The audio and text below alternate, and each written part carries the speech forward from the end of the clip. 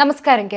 Kerala Lok Sabha election പ്രചരണങ്ങൾക്കൊടുവിൽ polling കത്തിക്കയറിയപ്പോൾ വടക്കൻ കേരളത്തിലെ polling കഴിഞ്ഞത് അർദ്ധരാത്രിയിലാണ്. കോൺഗ്രസും കമ്മ്യൂണിസ്റ്റ് പാർട്ടിയും ശക്തമായി മത്സരിച്ച വടകരയിൽ പോളിംഗ് കഴിഞ്ഞത് രാത്രി 11:30. കേരളത്തിലെ ഏറ്റവും കൂടുതൽ പോളിംഗ് രേഖപ്പെടുത്തിയ വടകരയിൽ പക്ഷേ കഴിഞ്ഞ തവണത്തേക്കാൾ കുറവ് പോളിംഗ് ആണ് ഇത്തവണ രേഖപ്പെടുത്തിയത്. അത് മണ്ഡലത്തിൽ വലിയ രാഷ്ട്രീയ പോരാട്ടത്തെ തന്നെയാണ് സൂചിപ്പിക്കുന്നത്. ഇടതുമുന്നണിക്കായി മട്ടന്നൂർ MLAയും മുൻ ആരോഗ്യമന്ത്രിയുമായ KK ശൈലജ ടീച്ചറാണ് കളത്തിലിറങ്ങിയത്. UDFനായി പാലക്കാട് MLA ഷാഫി പറമ്പിലും എത്തിയതോടെ സംസ്ഥാനത്തെ ഏറ്റവും ശ്രദ്ധേയമായ മണ്ഡലമായി വടകര മാറുകയായിരുന്നു.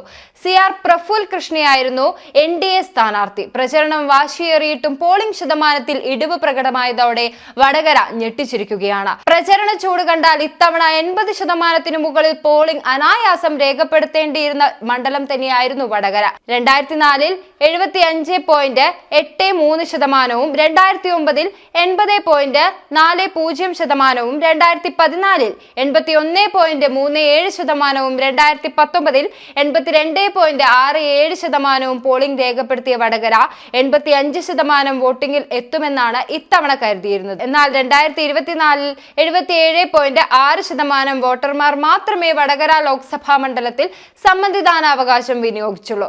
സംസ്ഥാനത്ത് പൊതുവെയുണ്ടായ പോളിംഗ് ഇടിവാണോ ഇക്കുറി വടകരയിലെ ആവേശ പ്രചരണത്തിനിടയിലും സംഭവിച്ചത് എന്ന ചോദ്യം സജീവമാണ്.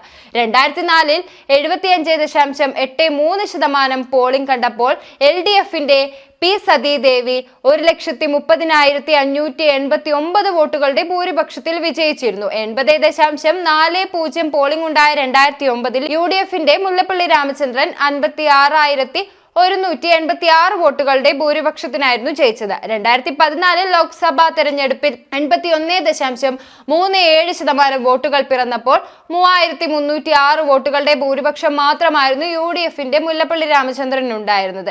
AN ഷംസീർ ആയിരുന്നു ഇടത് സ്ഥാനാർത്ഥി. 82.67% പോളിംഗ് രേഖപ്പെടുത്തിയ 2019-ൽ UDFന്റെ K. മുരളീധരൻ 84,663 വോട്ടുകളുടെ ഭൂരിപക്ഷത്തിൽ ജയിച്ചാണ് വടകര MP ആയത്. LDFന്റെ P. ജയരാജനും NDAയുടെ VK സജീവനുമായിരുന്നു എതിർ സ്ഥാനാർത്ഥികൾ. എന്നാൽ ഇത്തവണ കൂടുതൽ സാധ്യത ഉയർത്തുന്നത് CPIMന് തന്നെയാണ്. ശൈലജ ടീച്ചർ ആയിരിക്കും മുന്നിലെന്ന് തന്നെ നമുക്ക് വിലയിരുത്താനാകും. വോട്ടിംഗിൽ അട്ടിമറി നടന്നിട്ടുണ്ട് എന്ന വാദം കോൺഗ്രസ് ഉയർത്തുന്നതും കാഫിറിന് വോട്ട് ചെയ്യരുത് എന്ന പേരിൽ വന്ന പോസ്റ്റ് വ്യാജമാണെന്നും കാഫിർ എന്ന് വിളിച്ചുള്ള വോട്ട് തനിക്ക് വേണ്ടെന്നും ഷാഫി പറമ്പിൽ പറയുന്നുണ്ട്. ഇതിൽ തന്നെ നമുക്ക് മനസ്സിലാക്കാൻ സാധിക്കും UDF ഈ ഭൂരിപക്ഷത്തെ അല്ലെങ്കിൽ ഈ വോട്ട് നില താഴ്ന്നതിനെ ഭയപ്പെടുന്നുണ്ട് എന്നത്. കാഫിർ എന്നിങ്ങനെ പറഞ്ഞുകൊണ്ടിരിക്കാൻ പാർട്ടി തീരുമാനിച്ചിട്ടുണ്ട്. അല്ലെങ്കിൽ വ്യാജ നിർമ്മിതികൾ എതിർ സ്ഥാനാർത്ഥികൾക്ക് തിരിച്ചറിയാൻ കഴിയുന്നില്ല. കാരണം വ്യാജ പോസ്റ്റിനെ എതിർ സ്ഥാനാർത്ഥികൾ തള്ളിപ്പറഞ്ഞില്ല. അവരത് മനഃപൂർവ്വം തനിക്കെതിരെ പ്രയോഗിച്ചു. വർഗീയതയുടെ പട്ടം ചാർത്തി കിട്ടുന്നത് രസകരമായ അനുഭവമല്ല. വ്യാജ പോസ്റ്റ് തന്റെ തലയിൽ കെട്ടിവെക്കാനുള്ള ശ്രമമാണ്. ഇത് തരം താഴ്ന്ന നടപടിയാണ്. വടകരയിൽ ജയിക്കുമെന്ന് LDFന് ബോധ്യപ്പെട്ടുവെന്നും ഷാഫി പറമ്പിൽ വ്യക്തമാക്കുകയാണ്. വടകരയുടെ വോട്ടിംഗ് നീണ്ടതിൽ ഭരണാധികാരികൾക്ക് പരാതിയും നൽകിയെന്നാണ് ഷാഫി പറമ്പിൽ പറയുന്നത്. UDFന് സ്വാധീനമുള്ള സ്ഥലങ്ങളിലാണ് വോട്ടെടുപ്പ് വൈകിയത് ഷാഫി ചൂണ്ടിക്കാണിക്കുന്നുണ്ട്.